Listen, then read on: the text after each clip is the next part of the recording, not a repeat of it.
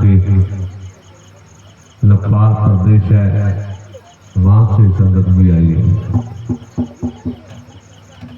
तो गुरु रविदास महाराज के बारे में बहुत ज्यादा विचार यहाँ से चल रही है। अच्छे से उनकी वाणी जो गुरु महाराज ने लिख के दिया है, एक तो होता है कहीं किसी ने सुन लिया या किसी ने और ने बुक लिख दिया, उस पर हम बोल रहे हैं। हमारे जो संगीतकार है, भजन मंडली है, ये काफी कुछ किसी का लिखा हुआ बोलती है। किसी लिखारी ने लिख दिया, वो उसका शब्द बना लेंगे, वो बोलते हैं। लेकिन जो गुरु रविदास महाराज ने अपनी कर्म से लिखा, अपने मुखारबिंद से वाणी लिखी है, जो अपने हाथ से गुरु महाराज ने लिखी है, वो वाणी कम बोलते हैं। क्योंकि हमारे भी पंजाब में गुरु ग्रंथ साहब है, उसमें वाणी है सतगुरु रविदास महाराज की। जो वाणी लिखी गई है वो पांचवें पांचवें गुरु जो अर्जन देव थे, उन्होंने दर्ज करी है। वाणी को इकट्ठा किया, इकट्ठा करने के बाद एक बड़े ग्रंथ में दर्ज कर दिया। और उस वाणी में जो लिखा है, गुरु रविदास जी को सबसे ऊंचा दर्जा मिला हुआ है। अगर भगवान परमात्मा है दुनिया में तो सतगुरु रविदास महाराज। उसके बारे में गुरु ग्रंथ साहब में पांचवें पातशाह गुरु अर्जन देव थे, वो खत्री समाज से थे, ऊंची जात वाले थे। लेकिन उन्होंने जो वाणी लिखी, अपने मुखारबिंद से भी शब्द लिखा है। और एक आज से 300 साल पहले, कम से कम 300 साल हो गए, गुरु रविदास की वाणी गुरु ग्रंथ साहब में दर्ज है। और 3 सदियां बीत गई तो अपने मुखारबिंद से, अपने वाच से वाणी लिख रहे हैं। पलो कबीर दास दासों को उत्तम सैन जन लाई, ऊंच से ऊंच नाम जो समदर्शी रविदास ठाकर बना। क्या बोल रहे हैं? एक खत्री जिसको आप हिंदू बोलते हैं, वो संत गुरु कह रहा है कि सतगुरु कबीर जी, सतगुरु सैन जी, सतगुरु नामदेव जी, ये भी, इनकी भी कोई परंपरा कम नहीं थी। ये भी ऊंचे दर्जे के गुरु थे, संत थे, पर रविदास ठाकर बन के आया। ये गुरु महाराज जी ठाकर, ठाकर किसको बोलते हैं? भगवान को, अल्लाह को, खुदा को। तो ये गुरु महाराज जी खुदा बन के आए हैं। ये गुरु ग्रंथ साहब में लिखा है, तो केवल एक श्री गुरु रविदास महाराज को लिखा, और किसी को नहीं है।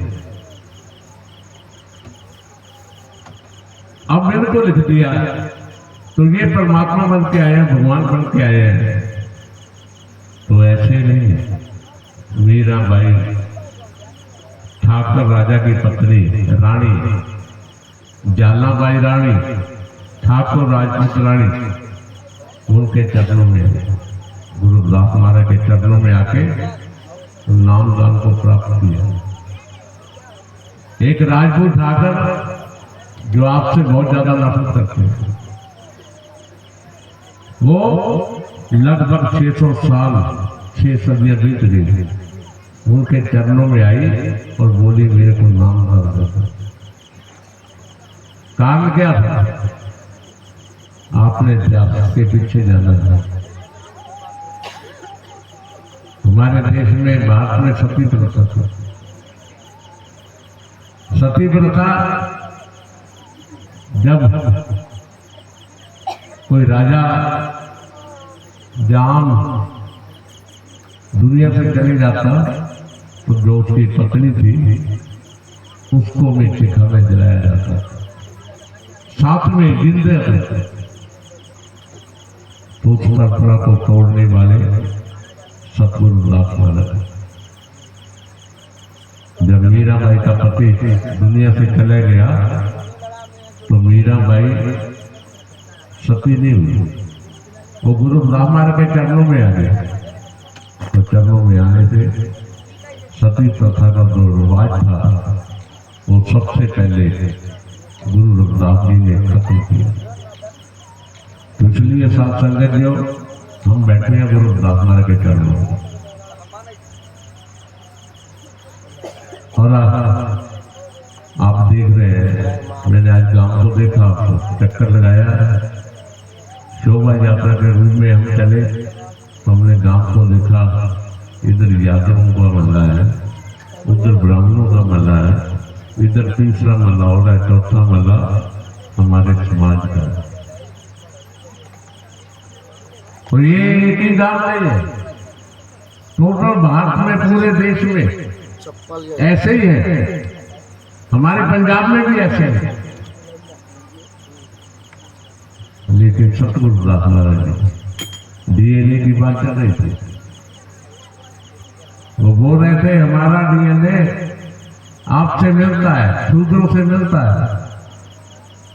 कौन बोल रहे थे? मुसलमान कह रहा था। वो कह रहा था कि हमारा जो डीएनए है वो आपसे मिलता है। लेकिन गुरु रविदास महाराज जी कुछ और कह रहे हैं। वो कहते नहीं, सबका डीएनए मिलता है, ब्राह्मण का भी मिलता है, ठाकुर का भी मिलता है, शूद्र का भी मिलता है, सबका मिलता है, सारे समाज का मिलता है। उन्होंने अपने वाणी में सिद्ध किया है। उन्होंने वाणी में बोला, अपने वाणी में क्या कहा? जब देखे तब चामो चाम, जब देखे तब चामो चाम, चाम मंदिर में खेले राम, चाम का ऊंट, चाम का नगारा, चामो चाम बजावन हारा, चाम का जीव, चाम का घोड़ा, चामो चाम करे तलीर, चाम की गाय, चाम का बछड़ा, चामो चाम दुआवन जाए, चाम का जौ, चाम का पुरुष, कह रविदास चाम हमारा भाई, चाम मंदिर में राम दे देता। अब ये इसका अर्थ क्या है? ये सतगुरु महाराज की बाणी उन्होंने अपने आप लिखी हुई बाणी, उनकी लिखी हुई बाणी। वो कहते हैं ठाकुर राजपूत से, ये राजा जिस नगारे को, जिस क्रम को, जिस ढोल को आप जंग लड़ने से पहले शुरुआत करता है, तो जब पहले लड़ाई होती तो नगारा बजाते थे, लड़ाई का बिगुल बजाते थे, ये उनका सिद्धांत था। अगर लड़ाई पर जाना तो पहले नगारा बजाते। तो गुरु महाराज जी कह रहे हैं, हे राजा, जिस नगारे को आप बजा रहे हैं ये ऊंट के कपड़े का बना हुआ है। ऊंट जानते हैं जो राजस्थान में होता है, ऊंट भाषा सुनते हैं? जी जी, राजस्थान में होते हैं ना ऊंट बड़े बड़े, तो उससे नगारा बना जाता था। तो गुरु रविदास जी कह रहे हैं, हे राजा, जिस नगारे को तू बजाता है वो चांद के ऊंट का बना हुआ है, लेकिन जो बजाने वाला उस नगारे को है वो भी इंसान चांद का है। जो नगारा बजा रहा है वो भी आदमी चांद का है, लेकिन जो ऊंट बना हुआ है वो भी चांद से बना हुआ है। तो दूसरी लाइन में कहते, हे राजा, जिस घोड़े की सवारी करके आज जगत के लिए, तैयारी के लिए लड़ने पर जा रहे हैं, वो घोड़ा भी चांद का है, उस पर बैठा हुआ आदमी वो भी इंसान चांद का है, जो उसको तलीम देने वाला, चारा देने वाला वो भी आदमी चांद का है। तो फिर आगे कहते हैं, हे राजा, हे ठाकर, जिस गाय को तू माता समझता है उसका बछड़ा भी चांदता, उसकी माता भी गाय भी चांदती है, लेकिन उसको जो दूध सुबह शाम लेने के लिए जाता है वो भी आदमी चांदता है। फिर आगे एक और का, चाम का कुछ, चाम का जो, चामो चाम मलावा हो। और गुरु जी कह रहे हैं, एक वैज्ञानिक तथ्य है, पढ़े लिखे बैठे, आज सब पढ़े हैं ना, बाबा साहब डॉक्टर भीमराव अम्बेडकर की कृपा से विज्ञान से बोले गुरु महाराज जी, जब तक फोटो नेगेटिव ऑक्सीजन नहीं मिलते दुनिया में कोई चीज पैदा नहीं होती। कोई है, कोई बता सकता है भी ऐसे हो सकता है, लेकिन जो लिखा हुआ है वो सरासर झूठ लिखा होता है। वहां से पैदा हो गया, फलाने से पैदा हो गया, फलाने से पैदा। लेकिन गुरु महाराज कह रहे हैं जब तक फोटो नेगेटिव ऑक्सीजन नहीं मिलते, एक दूसरे मिलेंगे नहीं तो कोई चीज पैदा होने वाली नहीं। वे क्या कहते हैं, कहे रविदास चाम हमारा भाई, चाम मंदिर में रामदेव दिखाई। ये हमारा जो बॉडी है, हमारा जो शरीर है, इसमें एक मंदिर है। उस मंदिर में परमात्मा है, भगवान है। तो कहते हैं ना कि परमात्मा किसी ने देखा है तो बता दो। परमात्मा आप में है, भगवान इंसान के अंदर है। हर एक इंसान, सबके अंदर परमात्मा है। तो गुरु जी कहते हैं कि हमारे अंदर एक मंदिर है, उस मंदिर में भगवान है, लेकिन उस भगवान को ढूंढने का तरीका, सिद्धांत हमारे पास नहीं है, वो होना चाहिए। तो वो कौन सा तरीका है? नाम का है, शब्द का है, जो नाम मीरा ने, जाला ने सतगुरु महाराज से प्राप्त किया और बोल दिया है राजा, जब सब कुछ जानता है, सारी दुनिया जानती है, तो एक तो भारत की बात आ गई ना, हमारे देश में जातिवादी सिस्टम है। तो ये बोल दिया ना, बोल के गया डीएनए हमारा टेस्ट करा लो, एक है। तो सतगुरु महाराज ने सारी दुनिया का डीएनए टेस्ट कर दिया।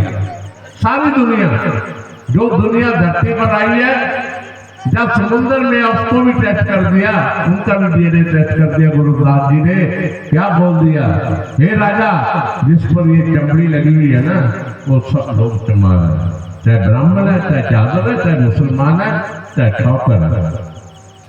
जिस पर ये चमड़ी है, कोई है, कोई ब्राह्मण आपको नजर हो आएगा? धातु का बनाओ, सोने का बनाओ, चांदी का बना हुआ, लोहे का बना हुआ, कोई ठाकर आएगा नजर? कोई शूद्र है? कोई हमारे समाज में त्योहारों में है कोई लोहे वाला आदमी? तो गुरु जी ने तो सारी दुनिया को बोल दिया, जिस पर ये चमड़ी लगी है वो सारे चमार है। अब वो भी मल्ला चमार होता है, इधर भी मल्ला चमार होता है, चारों तरफ चमारों का मल्ला है।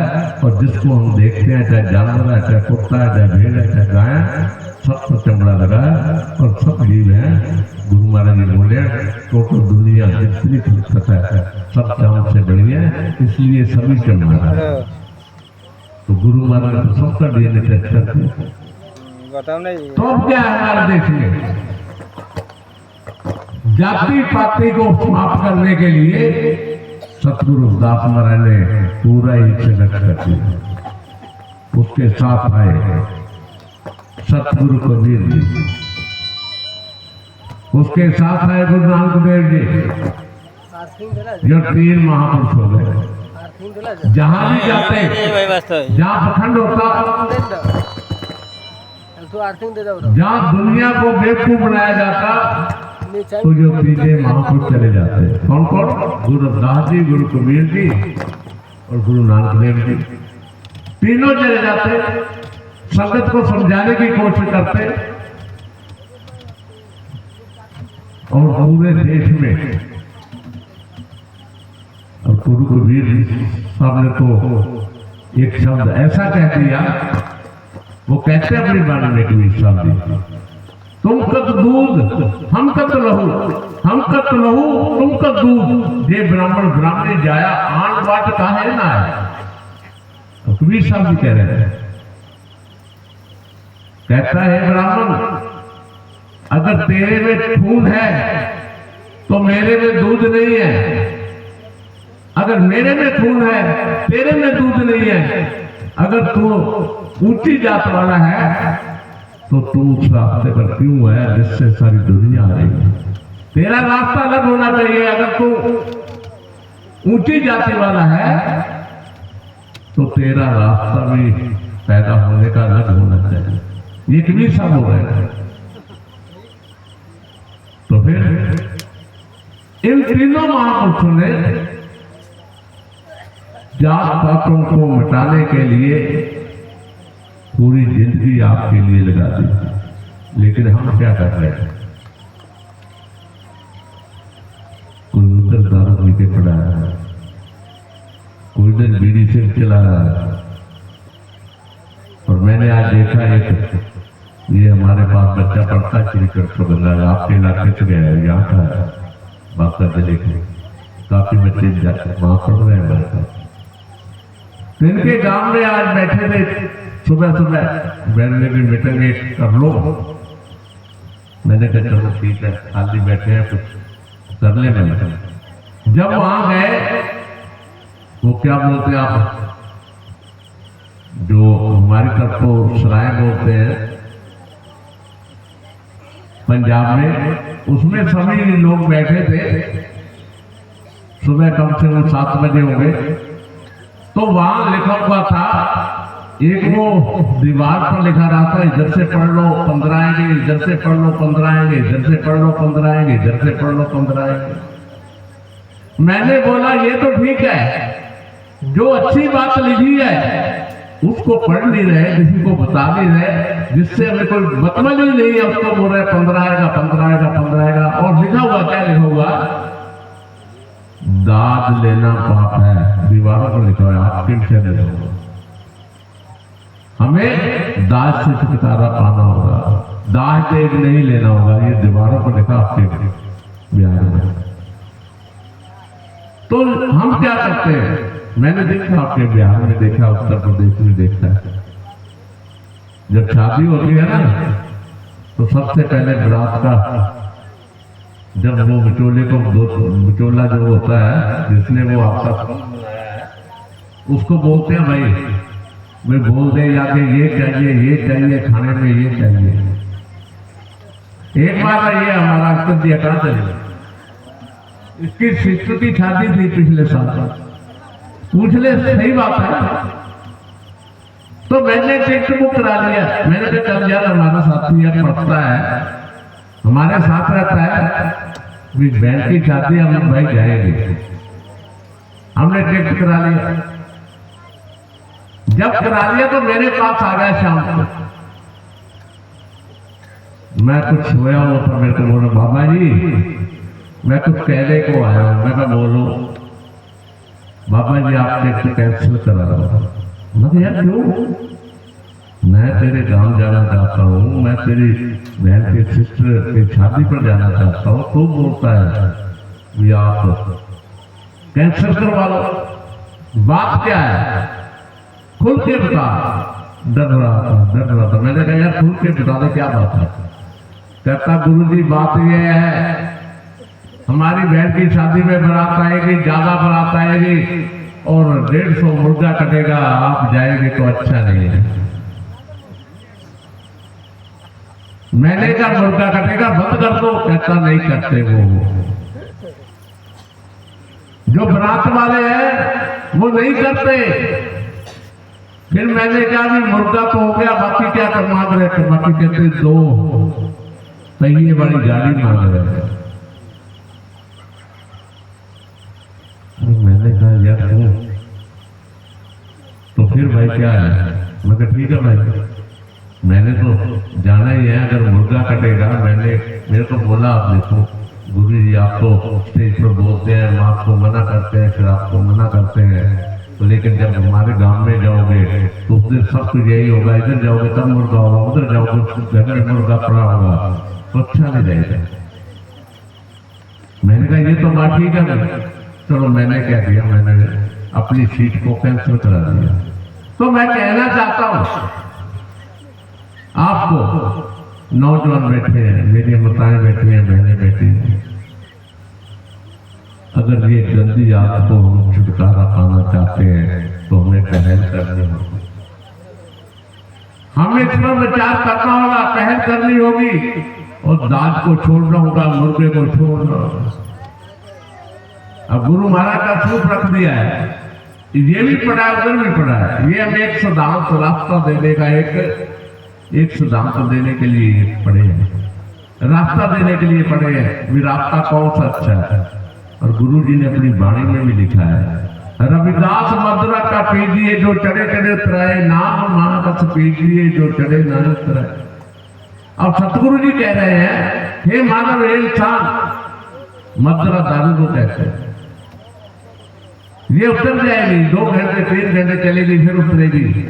गुरु जी कहते हैं नाम महारस, जो नाम का रस है वो महारस है, नशा जब वो पियोगे वो उतरेगा नहीं।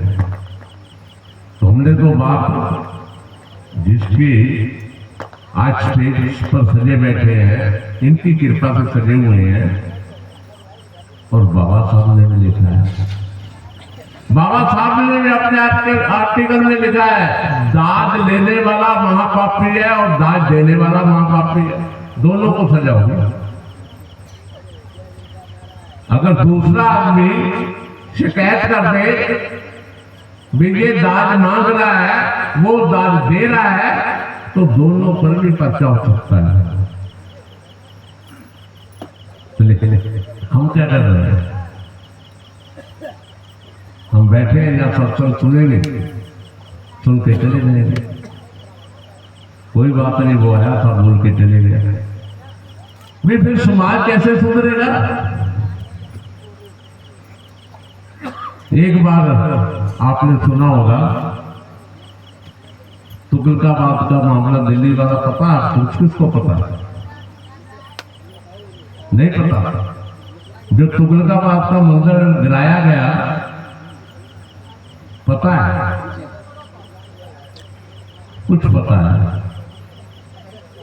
जब गिराया गया तो जो चंद्रशेखर आजाद आपका MP है, भीम आर्मी के लोग बोलने थे, कुछ है कोई भीम आर्मी को जो जानता है बैठा है, पंडाल में है नहीं है, सो गए भीम आर्मी वाले।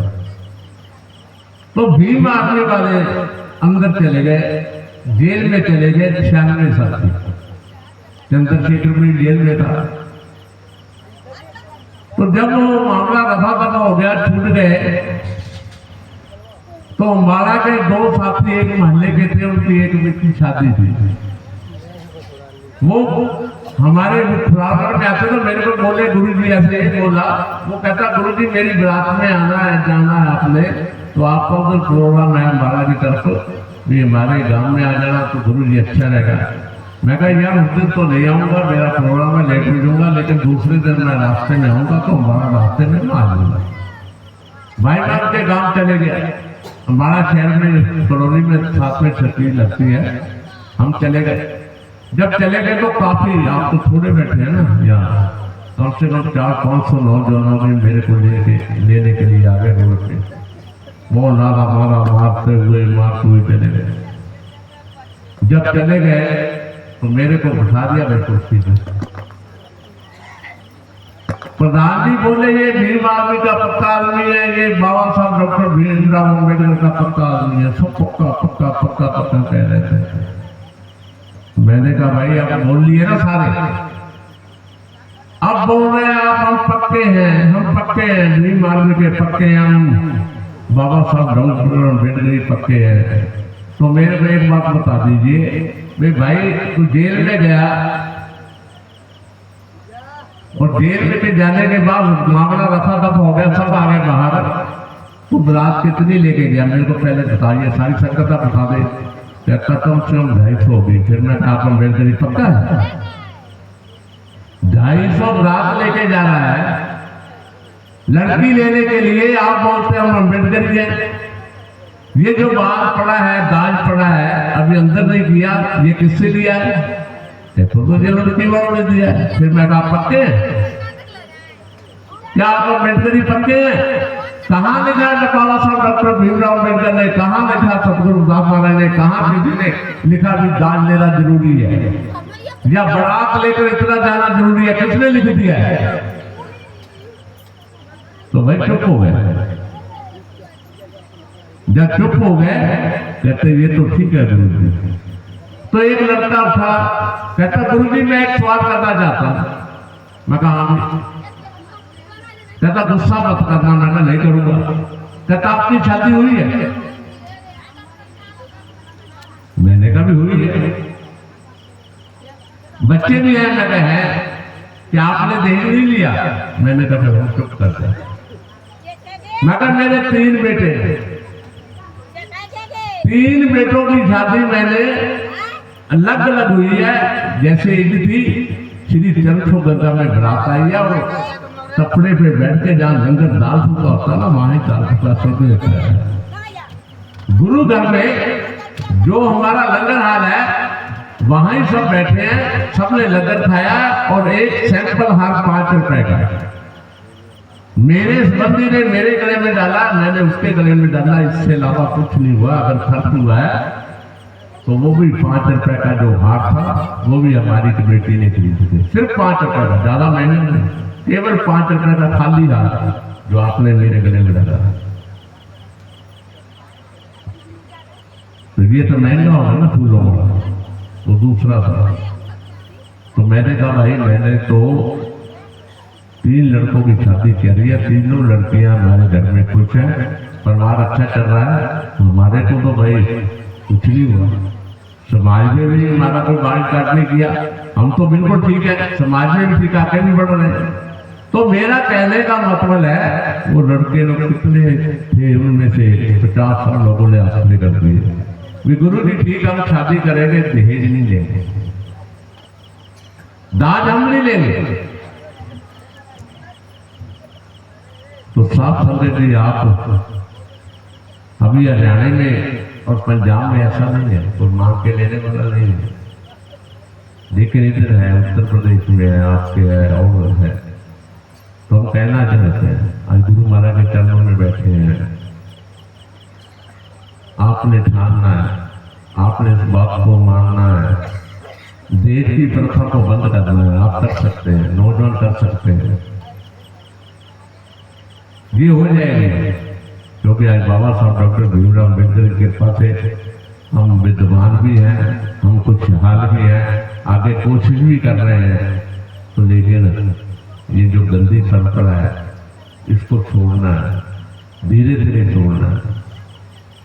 सतगुरु महाराज जी ने अपनी वाणी में हमें समझाने की पूरी कोशिश करी है। सत्संगत मिल रही है माधव जैसे मदन हीरा। ये किसी का लिखा नहीं है, जो मैं वाणी बोल रहा हूँ ये सारी वाणी गुरु महाराज जी ने अपने मुखाग्र से लिखी, अपने कर्म से लिखी, अपने हाथ से लिखी। सतगुरु जी कह रहे हैं सत्संगत मिल रही है माधव जैसे मदन हीरा। कहते हैं मानव है इंसान जैसे मधुमक्खी अपने छत्ते में मिलके बैठती है, अपनी रानी मक्खी का हुक्म मानती है। सबको पता है ना, जो शहद की मक्खी होती है उसमें एक रानी मक्खी होती है, उसका हुक्म चलता है। और जब कोई छेड़खानी करता है ना उसके शहद के साथ, जब उनके साथ, तो वो फिर क्या करती है, हमला करती है, सब इकट्ठी पड़ती है। हुक्म होता है रानी मक्खी का, चलो करो हमला। तो गुरु जी कह रहे हैं हमें भी मक्खियों से सीख लेना चाहिए, शहद की मक्खी से सीख लेना चाहिए। जैसे शहद की मक्खी इकट्ठा होकर रहती है तो ऐसे में इंसान को, मानव को इकट्ठा होकर रहना चाहिए। और कभी देखा है आपने जो डॉक्टर मक्खी का कारण देते हैं ना, वो बोलते हैं कि कम से कम 7 किलोमीटर का एरिया है। शहद की मक्खी 7 किलोमीटर जाती है, अपना शहद प्राप्त करती है, अच्छे फूल पर बैठती है। कभी आपने देखा कि शहद लेने जब मक्खी जाती है जहाँ दूसरी गंदी मक्खी बैठती है, तभी शहद की मक्खी मिलती है उसको। शहद की मक्खी कभी भी गंदी मक्खी से नहीं मिलेगी, उसका संग भी नहीं करेगी, उसके पीछे भी नहीं दौड़ेगी, और सीधा जाती है अपने मकाम पर, अच्छे फूल पर बैठ के अच्छा रस लेके अपने घर आ जाती है और आपके लिए टॉनिक पैदा करती है, दवाई पैदा करती है। लेकिन गुरु जी कहते हैं ऐसे हम इंसान हैं, रास्ते में जब हम घर से जाते हैं, इंसान घर से जाता है, छोटी मक्खी वाली दिमाग जाती है, सीधा फूल पर जाती है, अपने घर पे वापस लौटती है। जब हम काम पर जाते हैं, रास्ते में दारू के ठेके हैं, शराब के ठेके हैं, रास्ते में कितने भुक्की के ठेके हैं, फीम के ठेके हैं, स्मैक के ठेके हैं। तो हमें भी ठेके देखने तो एक तरफ है, हमें जो ठेके को चलाने वाला उसके साथ संग भी नहीं करना चाहिए, उसके साथ बैठना भी नहीं चाहिए। तो इसीलिए गुरु महाराज जी कहते हैं हमें मक्खी से सब सीखने लगे। हम क्या करते हैं पता है ना सबको। तो फिर हम भाई कहते हैं बाबा साहब जय भीम जय भीम जय भीम। जय भीम कहने का क्या फायदा? जय भीम कहना तो मुंह से आसान है, लेकिन जय भीम कहने से जय भीम बनना बड़ा मुश्किल है। अगर बाबा साहब की बात को मानना, बाबा साहब की कृपा से हम बोल रहे हैं, बाबा साहब की कृपा से हम स्टेज पर बैठे हैं, बाबा साहब की कृपा से जितने संत महापुरुष हैं ये सारे भारत में हमारे सुनकर बाबा जी है, ये हमारे आदि धर्म के संत समाज के भारत के प्रधान है। इनको इतना गुरु महाराज ने औहदा बख्श किया है। ये किसी की कृपा से चल रहे हैं? बाबा साहब डॉक्टर भीमराव अम्बेडकर के पास है, तो उन्होंने संविधान में लिख दिया है आजादी, समानता, स्वतंत्रता, भाईचारा। तो साथ संगत जी आपने नशे को छोड़ना होगा, बुराई को छोड़ना होगा और समाज को आगे ले जाना है, तो समाज के लिए कार्य करना होगा। तभी हम सोचेंगे कि गुरु रविदास की कृपा आज तुम्हारे गांव में हुई है। गुरु रविदास महाराज जी आपके गांव में एक परमात्मा के रूप में आए हैं, जिनको सारी दुनिया ने परमात्मा माना है, गुरु माना है, अव्वल उच्च दर्जे का गुरु माना है। तो तभी अगर गुरु माना है तो एक ही समाज है जिसको गुरु महाराज ने कहा है सारी दुनिया चमा रहा है। इसलिए आपको फख्र होना चाहिए, हमारे गुरु ने सारी दुनिया का डीएनए टेस्ट कर दिया, सारे तुम्हारा। तो दलील होना चाहिए ना, हौसला होना चाहिए। एक बात मैं और कहने चाहता हूं, अभी ये हमारे सेक्रेटरी साहब एक निकारा बोल रहे थे, जो बोले सो निर्भय। सतगुरु दास महाराज की जय। पहले तो ये सोचना है निर्भय का मतलब क्या होता है। निर्भय हिंदी का शब्द भी है, पंजाबी का भी है, दोनों तो चलता है। निर्भय का मतलब होता है दलेर, हौसले वाला, नहीं डरने वाला। और आज हमने क्या कहना है, 100 निर्भय कहना है और गुरु रविदास महाराज की जय कहनी है। ये किसने कहा? मैंने बोला था सुरेंद्र बाबा जी को भी, आप वहां जब आपने फ्लैक्स को देना है तो बाबू मंगूराम बग्गोवाली की फोटो लगा देनी है, समाज को पता चले। हमारे पंजाब में एक नेता हुए हैं बाबू मंगूराम बग्गोवाली, 1926 जब अंग्रेजों का राज था, आज 2025 है, 99 साल हो गए। उसने अपने गांव में 10,000 लोग इकट्ठा किए 99 साल पहले और अपने समाज को बोला भी आज एक हमने जयकारा वाला, जो हम डरते हैं, छात्रों से डरते हैं, दूसरों से डरते हैं, हमारी बेटियों की बेइज्जती करते हैं वो लोग, जब उनके खेतों में जाती है तो आज के बाद हमने 100 निर्भय कहना है, अपने गुरु की जय कहना है।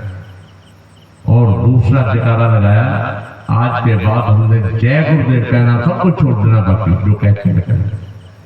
हमारा जयकारा होगा, जो बोलेगा 100 निर्भय वो बोलेगा सतगुरु रविदास महाराज की जय, जो बोलेगा 100 निर्भय भगवान वाल्मीकि महाराज की जय, जो बोलेगा 100 निर्भय सतगुरु कबीर महाराज की जय। ये 3 महापुरुष हमारा आदर्श होंगे, 3 महापुरुष हमारे गुरु भगवान होंगे। और जब हमारा एक दूसरे को बुलावा होगा तो हम कहेंगे जय गुरुदेव। तो ये महान थे मग्गोवाली, जिसके तहत हम सारे इंडिया में, सारे भारत में लगे हुए हैं। ये सुरेंद्र बाबा भी लगे हुए हैं, ये समझाने को लोगों के लिए लगे हुए हैं। तो साथ संगत जो अभी 100 साल होना है, अगले साल 11-12 जून को, 11-12 जून 2026 को 100 साल मनाया जाएगा श्री चरखो गंगा फुलाकर साहब में। पूरी दुनिया से संगत आएगी, लोग आएंगे और पूरा देश वहां आएगा। तो आपको हम अभी से कहना चाहते हैं, अभी 1 साल पूरा बना, आप बड़े पैमाने पर बिहार से सुंदर महाराज जी हैं, इनके कहने पर और श्री चरखो गंगा पर आपने आना है, बड़े पैमाने पर संगत ने आना, इधर से आना, बिहार से आना। कुछ हमारे देश का, भारत का ऐसा स्टेट नहीं रहेगा जहाँ से संगत नहीं आएगी। तो हमने 100 साल मनाना है और जिस महापुरुष ने ये जयकारा दिया है हमें डरने से पहले। और एक बात मैं और बताना चाहता हूँ, आज बाबा साहब का जयकारा लगाते हैं ना, जब बाबा साहब को पता चला ना पंजाब में बाबू मंगू राम कोई ऐसा इंसान है, ऐसा लड़का है, बाबू मंगू राम जी 6 साल बड़े हैं बाबा साहब से, 6 साल का फर्क है, बड़े हैं। जब बाबा साहब को पता चला तो बाबा साहब पंजाब में, उनसे मिले, बाबू मंगू राम से मिले, विचार हुई। और जब गांधी ने जर्दा जेल में मनमत पर बैठ गए, अगर शूद्र को 2 वोट का हक मिल गया मर जाएंगे, ये बात सुना है अम्बेडकर। अम्बेडकर कहता नहीं लूंगा, मेरी समाज की 2 वोट अंग्रेजों से कह दिया, मेरी समाज की 2 वोट बढ़ेगी, शेड्यूल कास्ट जो SC है उसकी 2 वोट बढ़ेगी, 1 वोट दूसरे को डालेगा, एक अपने को डालेगा। तो जब गांधी ने मनमत रख दिया तो वहां से शिमला में बाबू मंगू राम ने भी मनमत रख दिया, 1 साल के साथ क्यों नहीं डाल दी, वाल्मीकि कोई जलंधर के थे, दोनों ने मनमत शिमला में रख दिया। जब बाबा साहब ने समझौता कर लिया उस फंडामेंट पे, तो फिर उनको भी शिमला जेल में मनमत को छोड़ना पड़ा। तो 7 सदी जब बाबा साहब डॉक्टर भीमराव अम्बेडकर और गांधी कहता था मैं शूद्रों का लीडर हूं, बाबा साहब कहता नहीं है गांधी झूठ बोल रहा है, मैं शूद्रों का लीडर हूं, तब अंग्रेजों ने कहा ऐसे कैसे बात बनेगी। अंग्रेजों ने क्या पंजाब से वोटें करा ला, वोट जिसकी ज्यादा होगी वो चुना जाएगा। तो हमारे पंजाब के चमारों ने 3 वोट डाली गांधी को, लेकिन 1000 से ऊपर वोट बाबा साहब को डाले, बाबा साहब जीत गए और गांधी हार गया। और वो वोट किसने दिलवाई, बाबू मंगू राम मग्गोवाड़ी ने गांव गांव में जाके पैसा इकट्ठा करके और बाबा साहब में हक में वोट डाला गया और बाबा साहब को महान नेता बना दिया गया। और फिर अंग्रेजों ने बोला गांधी से, अगर आप जीत जाते आपको ये 5000 ग्रांट देना था, आपको मिलती, आप क्या करते। गांधी बोला मैं शूद्रों के लिए लंगर लगा देता, इनकी बेटियां नंगी रहती हैं, उसको साड़ी दे देता, झोपड़ियों में छत्ते डलवा देता, झोपड़ी बना देता इस 5 लाख की। और बाबा साहब को पूछा गया आप जीत गए, आपको 5 लाख देंगे, आप क्या करोगे। बाबा साहब कहता मेरा समाज रोज नंगा रहता है और रह जाए, मेरा समाज भूखा मरता और मर जाए, मेरे समाज के पास झोपड़ी नहीं है, कोई बात नहीं, मैं इस 5 लाख का अकाउंट खोलूंगा। जिस दिन मेरा समाज इस अकाउंट से पड़ गया वो झोपड़ी का इंतजाम, कपड़े का इंतजाम, अपना रोटी का इंतजाम खुद कर लेगा। तो उससे बाबा साहब ने उस 5 लाख रुपए के ग्रांट का सिद्धार्थनाथ अकाउंट महाराष्ट्र में खोला। हजारों लाखों लोग IAS के अकाउंट से गए। इसलिए साथ संगत जो बाबा साहब की विचारधारा पे हमें चलना है, उसको पूरा करना है। और बाबा साहब को महान बनाने वाले और 5 लाख दिलवाने वाले वो महान योद्धा गदरी बाबा बाबू मंगू राम मग्गोवाड़ी। इसीलिए हमने अपने इतिहास को बनाना है, इतिहास को बना के आगे चलना।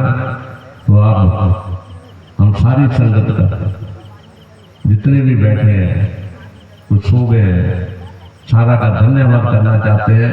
आपने बात को सुना तो कोशिश करेंगे नशे को छोड़ने की, कोशिश करेंगे दांत ले नहीं लेना। आप कोशिश में रहेंगे, हम आपका धन्यवाद करेंगे। सब संत का धन्यवाद, सब हमको जय गुरुदेव, धन गुरुदेव। हमारे साथ हमारे हेड टीचर श्री चंद्रशेखर खनागढ़ के संत कंचन जी है, ये officer DO retire education department से, इनका भी धन्यवाद करना चाहते हैं। तो कल ये भी एक शब्द बोलेंगे और सबका धन्यवाद कल को फिर आएंगे आपके सामने, आपका दर्शन करेंगे। सबको जय गुरुदेव, धन गुरुदेव। जो बोले सोलर पैर